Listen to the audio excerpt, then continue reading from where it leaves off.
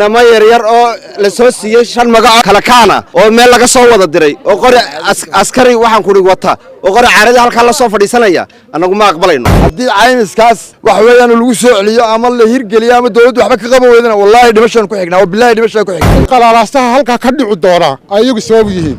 waxaan leenahay war caymiskaasi wax soconaya maaha wax macquulana maaha wax umadu qaadan kartana maaha gaar shil buu galay shilkii wax laga qaariyaa boqolkiiba 10 boqolkiiba waxa lagu siiyay ugu yaal meesha ma jiraan ururka gaadiidleyda tawfiiq ka shaqeeya magaalada Berbera ee xarunta gobolka Saaxil ayaa banaanbax iyo sidoo kale cabasho ay isugu soo baxeen waxay si weyn caymis ay sheegeen in laga bilaabay magaalada Berbera gaar ahaan dekedda magaalada Berbera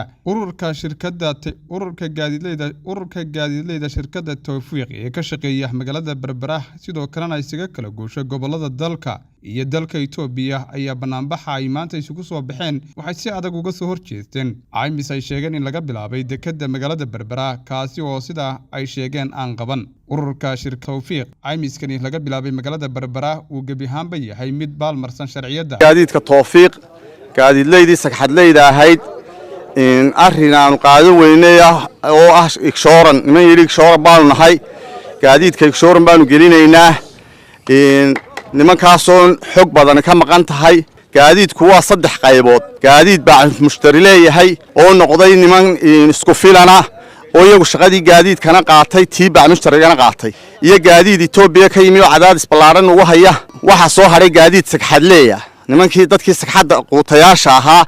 sagxadleydaasina xaalkoodu wuxuu noqday in markii labadii shaqo tii gudaha baa mushtar qaatay tii dabadana uu qaatay Itoobiyaan inuu xaalkoodu noqdo gaadiid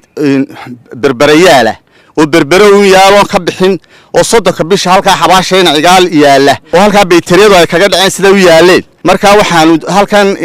dawladda ka codsanaynaa iyo baarlamaan iyo guurta haday tahayba in ay horta xog u noqdaan cidda ay wax ku soo fulinayaan miskaas oo loo hanjabay oo la hatigay oo qasabna lagu yiri waa ku galeysaan oo la yiri madaxweynaha soo saxeexay baarlamaan baa soo saxeexay wax weeye wasiirka arrimaha gudaha soo saxeexay annagoo gaadiidba waxaan ku qabnaa wallahi gawladoodu gabigoodiiba 3 qaybood bay noqdeen qayb wakiilkaasi sheegay inuu waa ganacsato leh qaybna Itoobiya leh qaybna waxa weeye qaybta yaalinka halkaas ka taala waxna laga ogiyay ma jirto 6 bilood ka aan bixin karin 6 biloodka dawladdu leedahay cashuurta ayaa sabtaay markaa tognaan iska baqaadi karin caymis la soo siiyay dad shacaba oo loogu hanjabay oo halkan loogu yimi oo nin yiri waxaan ahay caymiska qaranka haysta uu horkacay iyo dad shacab oo watay oo shirkada ku sheegay marka arrinkaas midaan yeelana maaha midaan qaadi karnaa maaha dawladda iyo madaxweynaha maanta horta waxa nasiib daraa waxa weeye wasaaradda qarankii dhama tiri waxa weeye caymis ayaa gaadiidka laga doonaya waxaan oranaa nasiib darro ku habsatay gaadiidkii dayarta ahaa ee shacabka reer Soomaaliland ay lahaayeen saxad quutayaasha wax amal leeyahdaan ma jiraan waxa weeye imika gaadiidkaasi gaari waliba wuxuu taagnaa 2 bilood buu taagnaa waxa weeye halkaas baytariyadu ku wada dhaceen hal gaari oo waxa weeye maanta hadii shaqo timaado si toos ah u dhaqaaqi kara ama si toos ah u socon kara ma jiro taasi waxay ku tusaysaa xog la'aanta iyo maxaan ku raadayay talo xumada ay keentay wasaaradii qaranku ee tiri waxa weeye caymis baa lagu soo rogaya shacabka gaadiidka Tawfiiq hadaanu nahayna waxaan leenahay war caymiskaasi wax soconaya maaha wax macquulana maaha wax umadu qaadan kartana maaha wax weeyaan igshooranka waa ka cabanayna mar rabno mana suurtoobayo gaadiidkaasi 6 bilood diibu iska bixin karlay dadka shacabka kootada maalin walba kootano lagu soo xidhana mar rabno ilaahay baa subxaanahu wa ta'aala ilaahay baan ogolayn dulmiga gaadiidka in la dulmo waan ka soo horjeednaa in la dulmo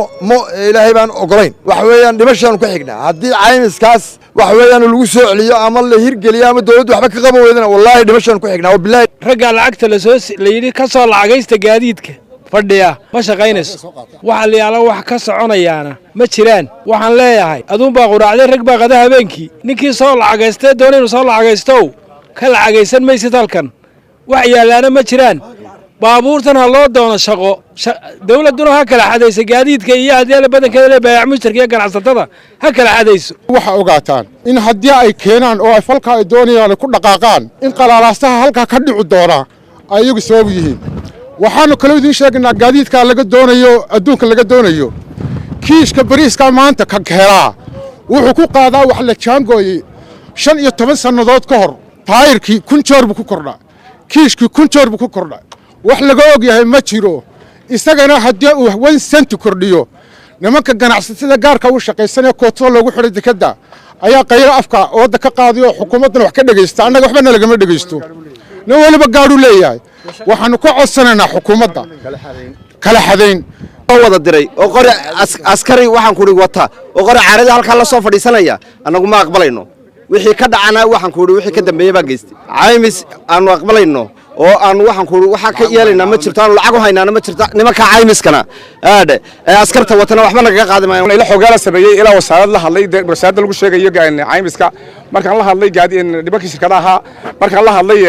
meel kasta aan eegay waxay yiraahdeen saddex markay dhimato saddex nin oo min 40 kun oo 60 kun oo $120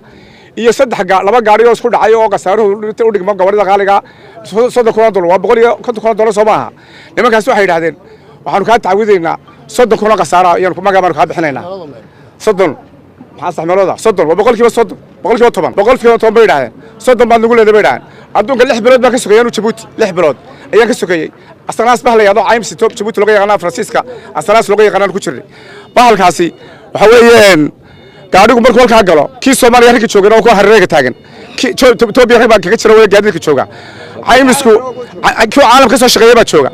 caymis haddii gaari la yiraahdo dal gaadiidku ama caymis lahaan waa caymis marka hore ama waa caymis lahaan haddii caymiska gaadhiga la geliyo oo gaari caymis galo reerkii gaadhigaas uu ka badbaadaa iyo wixii watay waxa weeyaan caymis baad gelisay waa inaad qaadanad qaataa wixii gaadhigu uu falisay khalada geystamo iyo inaad u qaadataa wixii shuruuca qaadataa oo aad la wareegtaa khaasabna ma jiro ninku shirkadaha uu maraa dantiisu ka eega shirkadda dawladdu u jaangoysay ma waa shirkado madax bannaan oo iyadoo al kala dooranaysid weeye halkan dawladda u soo jaangoysay waxba la kala qaatay waxba la isla dhiilgeliyay waxba been la wada mariyay meel baa lagu wada qaylay meel baa wax la isla soo dhigay